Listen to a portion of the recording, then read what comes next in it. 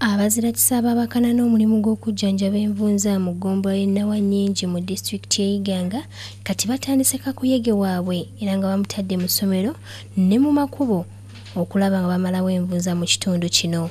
Mu kusooka obujjanjabi bubadde butwalibwa nju ku nju naye ng'abantu abakulu abamu badduka nga n'abaana babula olw'okutya obulumi mu kutundulibwa.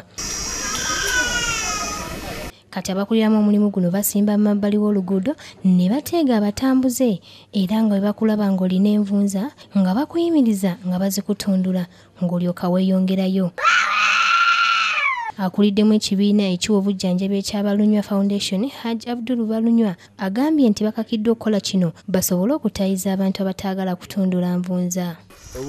Obuzibu buva mu bazaire aye n'abasomesa tebafiireeyo kubanga iwe omusomesa nga bw'obulina abaana abo bwe bali bw'oli kubabona toyinza kunkoba oti omusomesa ng'ofaayo batuuka ku ekyo. Buwolomera Primary School ne Nawanyingi Primary School abagabi b'obuyambi omuwendo gw'abayizi abalina envunza gwabayitiriddeko olwo abasomesa ne balonda babadde basinga okuba abayi basobole okuganyulwa mu nteekateeka.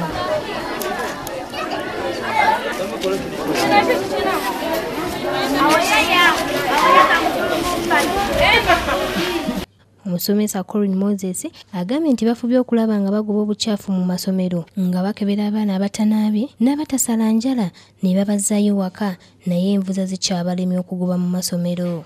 Aye abantu yokwasindika bakaba mufube okunaba kubanga olusinga enfunza bisinza ku bukyafu omwana tali kunaaba. Soma Frederick yakusakidde eggulire lino ku Lwabukedde TV. Obuteyonda obutanaaba okubula tooyi waka obubonabona buki obutayoza ngoye